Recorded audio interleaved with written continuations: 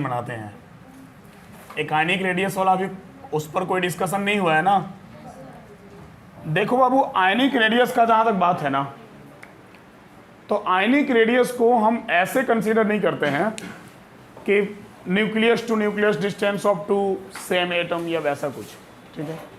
क्योंकि आयनिक आयंस मतलब क्या, आयंस मतलब कि वो उसका बॉन्ड ब्रेक कर चुका है, टूट चुका है, ठीक है।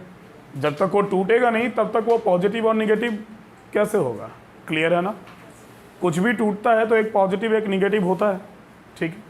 तो आयन टूट चुका है तभी तो पॉजिटिव और निगेटिव आया है। तो जब ब्रेक हो चुका है, अलग हो चुका है, तो अलग हो चुका है तो न्यूक्लियस टू न्यूक्लियस डिस्टेंस तो हम नहीं ले सकते हैं, ठीक है। हम तब उसको अलग तरीके से मेजर करना होगा।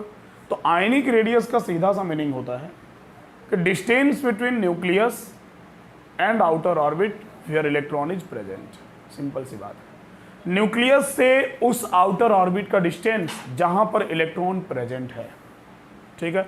या फिर distance between nucleus and electron cloud. Electron clouds मतलब सर न्यूक्लियस, अब इलेक्ट्रॉन क्लाउड का मतलब जरा समझ लेना। न्यूक्लियस से वो डिस्टेंस जहां तक इलेक्ट्रॉन क्लाउड्स हैं, मतलब जहां तक इलेक्ट्रॉन के चार्ज का इफेक्ट है, ठीक है।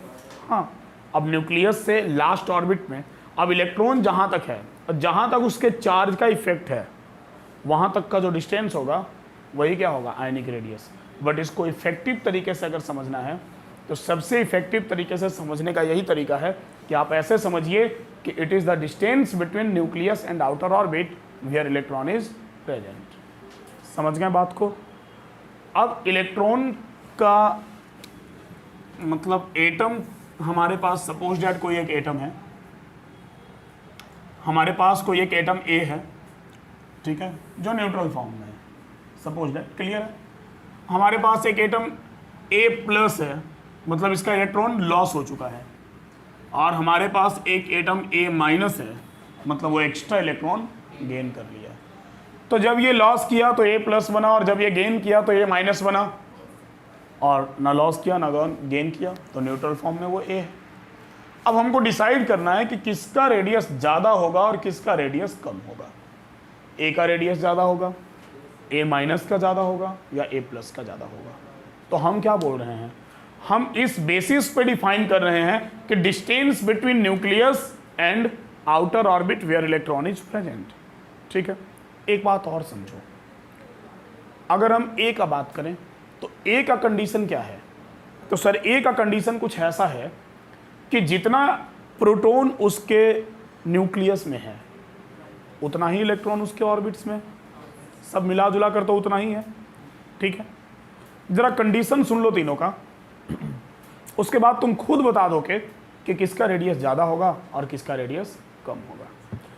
तो हम सबसे फर्स्ट कंडीशन हम ये बोल रहे हैं ए का कंडीशन हम ये बोल रहे हैं कि जितना चार्ज उसके न्यूक्लियस में है उतना ही इलेक्ट्रॉन उसके ऑर्बिट्स में है।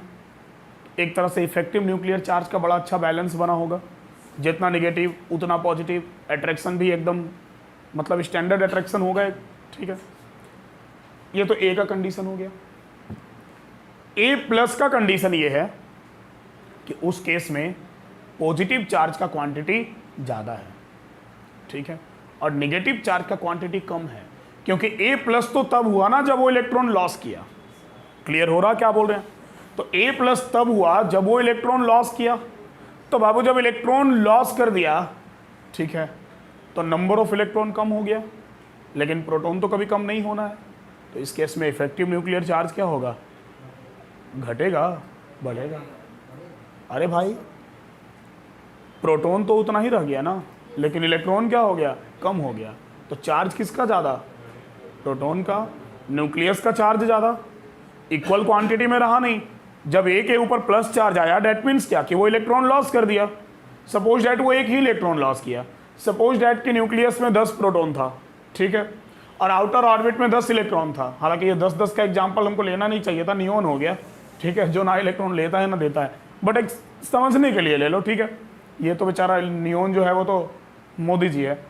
तो हम क्या बात कर रहे थे कि सपोज डैट कि 10 प्रोटॉन है न्यूक्लियस में और 10 इलेक्ट्रॉन है ऑर्बिट में, ठीक है। ए के पास ए एक इलेक्ट्रॉन लॉस कर दिया, तो उसके ऑर्बिट में प्रोटॉन कितना है, अभी भी 10। क्लियर है, प्रोटॉन पर तो कोई इफेक्ट नहीं पड़ेगा, वो तो कम ज़्यादा होता नहीं है। तो इफेक्टिव न्यूक्लियर चार्ज तो जितना ए में था उतना ए माइनस में फिलहाल, मतलब टोटल पॉजिटिव चार्ज तो इक्वल है। क्लियर है, लेकिन नंबर ऑफ इलेक्ट्रॉन कितना बचा, 9 बचा। 9 बचा तो तुम बताओ कि चार्ज किसका ज़्यादा हो गया, न्यूक्लियस का। न्यूक्लियस का चार्ज ज़्यादा हो गया ना, तो जब पॉजिटिव चार्ज ज़्यादा हो गया, निगेटिव कम हो गया, तो पॉजिटिव तो इफेक्टिवली अपनी ओर खींचेगा ना। इफेक्टिव न्यूक्लियर चार्ज तो बढ़ गया, समझ गए बात को। और जब इफेक्टिव न्यूक्लियर चार्ज बढ़ गया तो ऑर्बिट न्यूक्लियस की ओर नज़दीक आएगा, तो एटम का साइज क्या हो जाएगा, छोटा हो जाएगा। समझ रहे हैं, ऑर्बिट न्यूक्लियस के नज़दीक आएगा तो रेडियस कम हो जाएगा। क्लियर हुआ। दूसरा केस है, तीसरा केस है ए माइनस। पहले तो ए मिला, फिर ए प्लस मिला, अब हम ए माइनस में आते हैं। ए माइनस का मतलब है कि 10 पॉजिटिव 10 निगेटिव पहले से था, अब एक एक्स्ट्रा निगेटिव गेन कर लिया। अब एक एक्स्ट्रा निगेटिव गेन कर लिया तो अब इस केस में चार्ज किसका बढ़ गया, इलेक्ट्रॉन का। निगेटिव का चार्ज बढ़ गया तो निगेटिव क्लाउड बढ़ गया, मतलब निगेटिव चार्ज का इफेक्ट अब थोड़ा ज़्यादा दूर तक हो गया। तो जब निगेटिव चार्ज का इफेक्ट दूर तक हो गया तो उसके रिस्पेक्ट में इफेक्टिव न्यूक्लियर चार्ज तो कम हो गया ना। ठीक है, तो जब इफेक्टिव न्यूक्लियर चार्ज उसके रिस्पेक्ट में कम हो गया और इलेक्ट्रॉन का क्लाउड, इलेक्ट्रॉन का इफेक्ट अब ज़्यादा दूर तक हो गया क्योंकि एक्स्ट्रा निगेटिव चार्ज आ गया है, तो न्यूक्लियस से उस इलेक्ट्रॉन क्लाउड का डिस्टेंस पहले के मुकाबले क्या हो गया, बढ़ गया। तो एटम का साइज क्या हो गया, बड़ा हो गया। समझ गए बात को। तो अब जरा हमको कंपेयर करना है कि किसका साइज बड़ा किसका छोटा, ए के कंपेरिजन में। ठीक है, तो अब हम बात करें कि चलो इन तीनों को कंपेयर करें, तो सबसे बड़ा कौन होगा इन तीनों में, ए माइनस। पक्का ना, ठीक है, ए माइनस। उसके बाद बोलो, आवाज कम आ रहा, समझ में आ रहा ना, हाँ। इसके बाद ए होगा और उसके बाद ए प्लस। ठीक है, समझ गए बात को, क्लियर है। तो पेरेंट एटम के साइज से एनायन का साइज बड़ा होगा और कैटायन का साइज छोटा होगा। क्लियर हुआ। थोड़ा यस नो बोला करो। वैसे अगर तुम्हारा आवाज़ सुरीला नहीं है तो भी डरने का बात नहीं है, मतलब इसमें रिकॉर्ड होगा ना बाद में, जो जब अपलोड करते हैं ना उसके पहले डिनवाइज का एक प्रोसेस होता है, उसमें मेरे अलावा जितना आवाज़ रहता है ना लगभग सब, ठीक है, एसी उसी का साउंड जितना है वो सब खत्म हो जाता है। ठीक है, देखो तो ये ए हो गया, ए प्लस हो गया, ए माइनस हो गया, हम उसको इस अकॉर्डिंग अरेंज कर दिए। रीजन तो समझ गए, क्लियर तो हो गया। ठीक है, अब इसमें एक बड़ा अच्छा केस आएगा आइसो इलेक्ट्रॉनिक्स का। ठीक है, आइसो इलेक्ट्रॉनिक्स का मतलब क्या होता है, जिसका इलेक्ट्रॉन सेम हो। ठीक है, जिनका इलेक्ट्रॉन सेम हो। तो सर आइसो इलेक्ट्रॉनिक में जब इलेक्ट्रॉन सेम होगा तो हम क्या करेंगे, तो भाई वहाँ यही कंसेप्ट लगाएंगे इफेक्टिव न्यूक्लियर चार्ज वाला। ठीक है, और वहाँ एक ही पॉइंट लिखवाएंगे, उसी से सब क्लियर हो जाएगा। देखो दिमाग में रखना, इफेक्टिव न्यूक्लियर चार्ज का कंसेप्ट बहुत बढ़िया है। कैसे बहुत बढ़िया है, तो बाबू एक सीधा सा बात है, हम क्या बोल रहे हैं, इसका साइज जो है वो छोटा हो गया, मतलब अगर ये और इलेक्ट्रॉन लॉस करता साइज और छोटा होता, ये और इलेक्ट्रॉन गेन करता साइज और बड़ा होता। मतलब ये कि जितना ज़्यादा पॉजिटिव चार्ज होगा एटम का साइज उतना छोटा होगा, और जितना निगेटिव चार्ज होगा एटम का साइज उतना बड़ा होगा। सीधा सा बात है, समझ गए बात को।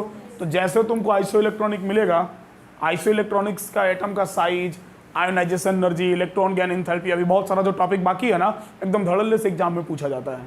ठीक है, तो आइसो इलेक्ट्रॉनिक्स का केस जैसे मिलेगा आप तुरंत उसके चार्ज के बेसिस पे डिफाइन कर दीजिएगा कि अगर पॉजिटिव चार्ज ज़्यादा तो उसका साइज छोटा, और अगर निगेटिव चार्ज ज़्यादा तो उसका साइज बड़ा। ठीक है, मतलब ओवरऑल आयन्स के केस में इफेक्टिव न्यूक्लियर चार्ज का बहुत बड़ा रोल है। इफेक्टिव न्यूक्लियर चार्ज ज़्यादा होगा, ठीक है, तो साइज छोटा होगा। इफेक्टिव न्यूक्लियर चार्ज कम होगा तो साइज बड़ा होगा। बट आप इफेक्टिव न्यूक्लियर चार्ज में अगर हल्का सा भी लगता है कि आपको कि हम थोड़ा उलझ जाएंगे सोचने में, तो पॉजिटिव और निगेटिव का कंसेप्ट ध्यान में रखें, आपका काम हो गया। पॉजिटिव ज़्यादा तो साइज छोटा, निगेटिव ज़्यादा तो साइज बड़ा। समझ गए?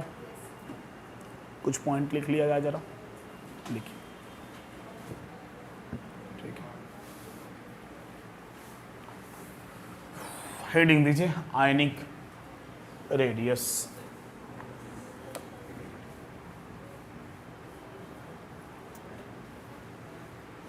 लिखो, it refers to the size of ions, it refers to the size of ions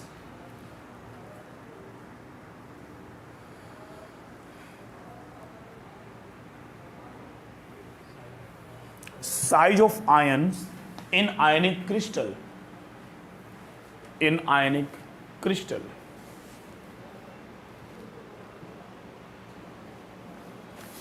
Full stop. It can be defined as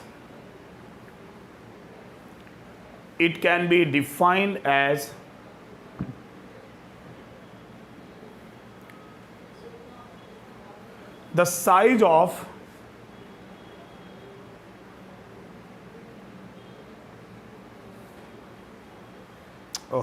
not size,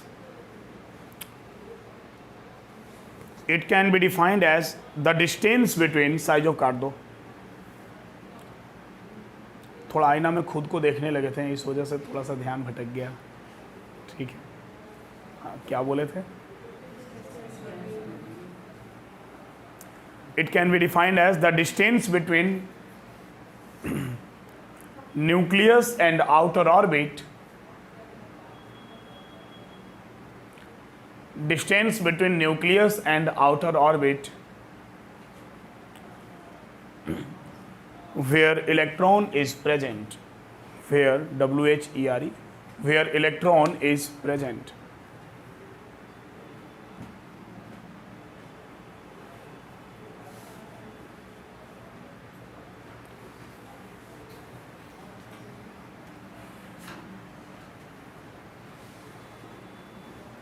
एक नेक्स्ट पॉइंट लिखो, it can be also defined as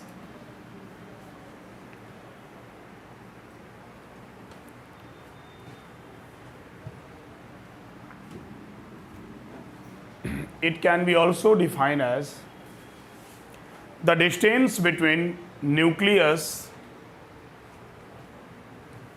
the distance between nucleus and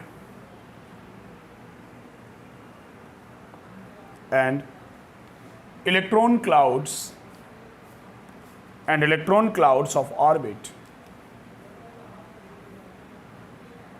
and electron clouds of orbit. Cloud, बादल, बरसात, बरसात के मौसम में, सुना है ना? सही वाला, बड़ा मस्त गाना है, ठीक है, लिखो। हाँ,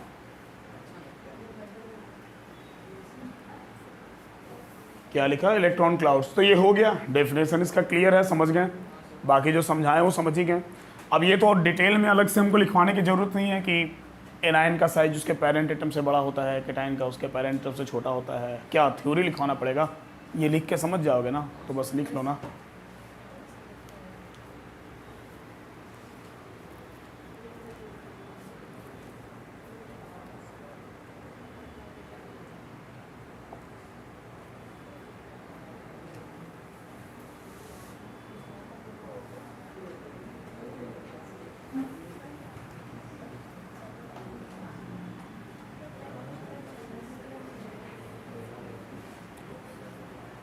लिखो, एक पॉइंट जरा और लिख लो, लिखो, in case of आइसोइलेक्ट्रॉनिक्स,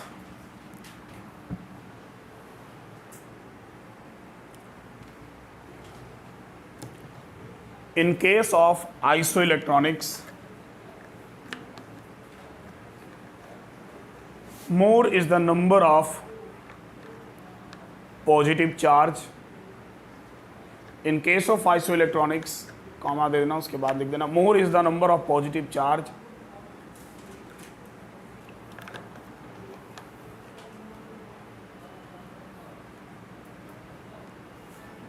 less is the atomic size,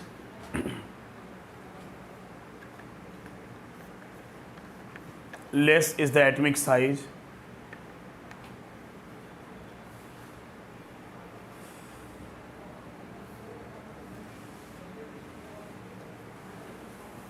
and more is the number of positive charge, more is the number of negative charge. इसके पहले क्या लिखवाए थे, निगेटिव या पॉजिटिव? पॉजिटिव लिखवाए थे ना, हाँ, तो लेस हो गया साइज, ठीक है।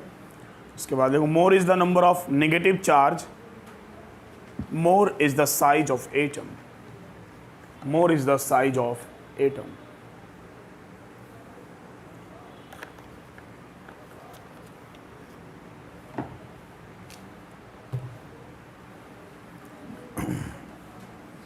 इसको भी आप इफेक्टिव न्यूक्लियर चार्ज से जोड़कर देख सकते हैं, क्योंकि इफेक्टिव न्यूक्लियर चार्ज ज़्यादा होगा तो एटम का साइज क्या होगा, छोटा होगा, आयन का साइज छोटा होगा। हालांकि वो पॉइंट हम आगे जो लिखवाए हैं एटम्स के रिस्पेक्ट में वो यहाँ भी फॉलो होगा, क्योंकि इफेक्टिव न्यूक्लियर चार्ज ज़्यादा होगा तो डेफिनेटली एटम का साइज क्या होगा, छोटा होगा। और अगर पॉजिटिव चार्ज ज़्यादा है तो इफेक्टिव न्यूक्लियर चार्ज ज़्यादा है, निगेटिव चार्ज ज़्यादा है तो इफेक्टिव न्यूक्लियर चार्ज कम है। पॉजिटिव चार्ज ज़्यादा है तो इसलिए ज़्यादा है क्योंकि पॉजिटिव चार्ज ही तो इफेक्टिव न्यूक्लियर चार्ज है, सिंपल सी बात है। और निगेटिव चार्ज ज़्यादा, इसका मतलब कि पॉजिटिव से निगेटिव ज़्यादा है, तब तो पॉजिटिव कम हो गया तो इफेक्टिव न्यूक्लियर चार्ज कम हो गया, तो एटम का साइज तो बड़ा हो जाएगा फिर, ठीक है, क्योंकि दोनों एक दूसरे का रेसिप्रोकल होता है, उल्टा होता है। समझ गए बात को? कुछ एग्जाम्पल्स देखते हैं ज़रा। देखो,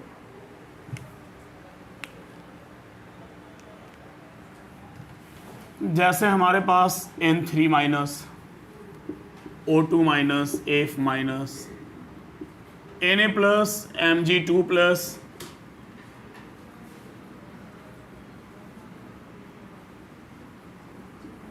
एंड Al3 प्लस है, और हमको इसको अरेंज करना है इंक्रीजिंग एटॉमिक साइज में।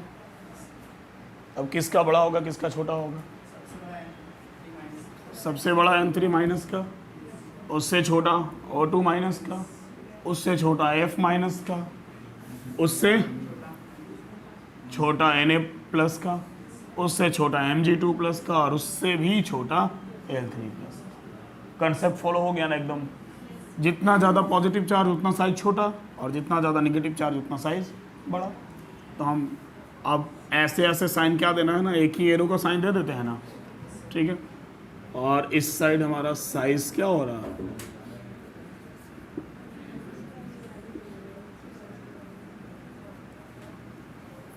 साइज ऑफ आयन इंक्रीज कर रहा हूँ, और ये आइसोइलेक्ट्रॉनिक्स है, क्लियर है ना? सबके पास कितना इलेक्ट्रॉन है? सबके पास 10 इलेक्ट्रॉन्स, ठीक है। और आइसोइलेक्ट्रॉनिक्स का मतलब तो सब लोग जानते हैं, देख लो बाबू, आइसोइलेक्ट्रॉनिक्स का मतलब कुछ खास नहीं होता है।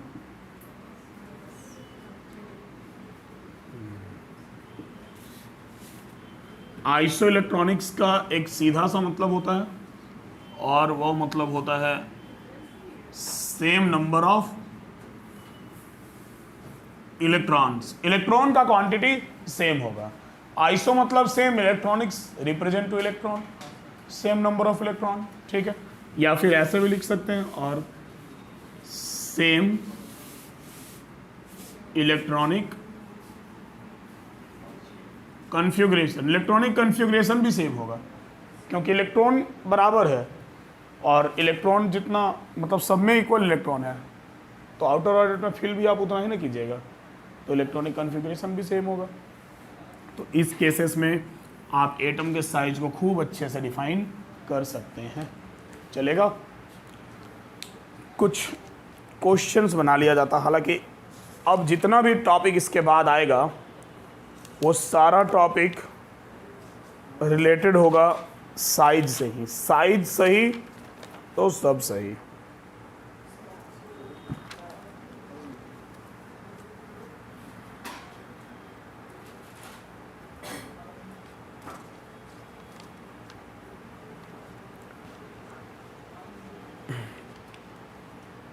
अब तो क्वेश्चन जो इसमें दिया गया है बच्चा टाइप क्वेश्चन है, आपसे आसानी से बन जाएगा, फिर भी कुछ कुछ लिख देते हैं हम।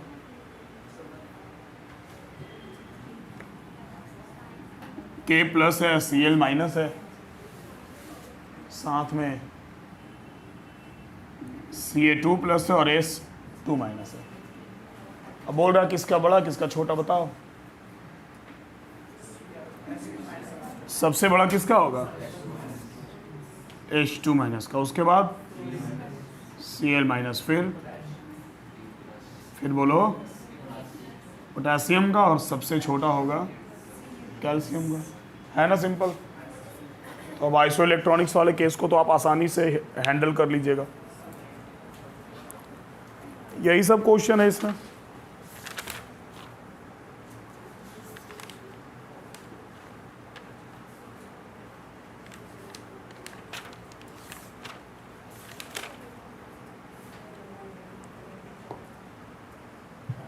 ये एक बार ये क्वेश्चन केरला सीईटी में पूछा हुआ है।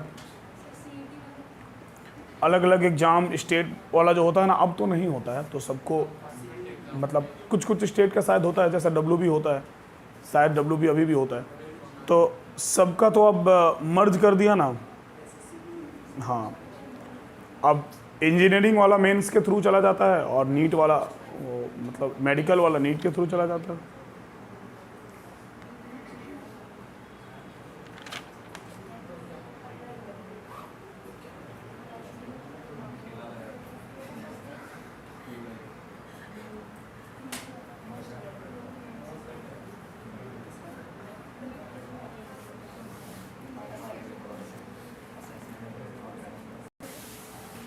एक क्वेश्चन बहुत अच्छा है, जरा लिखो। The ionic radii of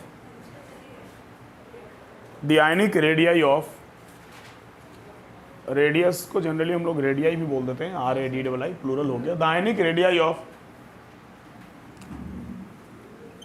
C4 minus, C के ऊपर 4 minus charge carbon, C4 minus and O2 minus, O के ऊपर 2 minus,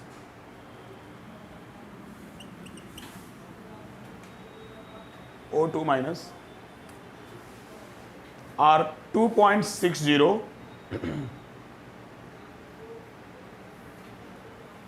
and 1.40 respectively, 2.40 and 1.60 respectively, unit angstrom है। 2.40 नहीं, 2.60 एंड 1.40 रिस्पेक्टिवली। लिख लिया। वो जहाँ रेडियाई लिखे थे ना, वहीं ब्रैकेट में छोटा सा ऐसे मतलब ब्रैकेट देके और कैपिटल ए के ऊपर डिग्री एंगस्ट्रम का साइन दे देना, ताकि पता चल जाए ये सारा रेडियाई एंगस्ट्रम में है। ठीक है, लिखो। The ionic radius of isoelectronic ion, the ionic radius of isoelectronic ion N3 minus, nitrogen के ऊपर 3 माइनस चार्ज दे दीजिए, N3 माइनस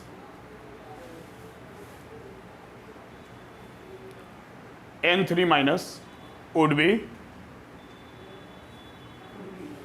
be हाँ WOULD, N3 minus would be options 2.6,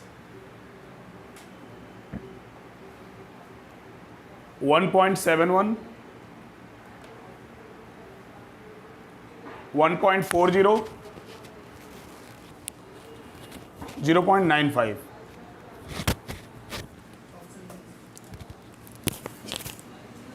बताओ जरा।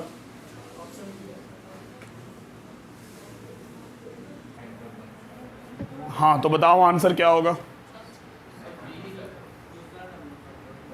दूसरा नंबर ऑप्शन बी। क्या है ऑप्शन बी में?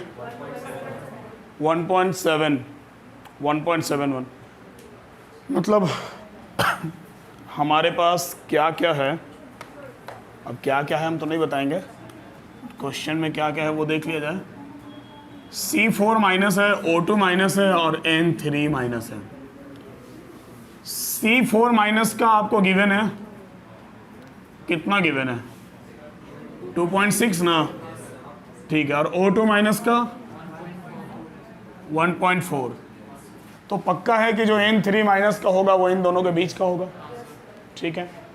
अब बहुत बच्चा कभी कभी दिमाग नहीं लगाता है, तो उसको लगता है कि अब हम कैलकुलेट कैसे करें, हमको फार्मूला कहाँ कुछ फार्मूला पता चला, या कौन सा फार्मूला लगेगा इसमें प्रूफ करने के लिए, कैलकुलेट करने के लिए।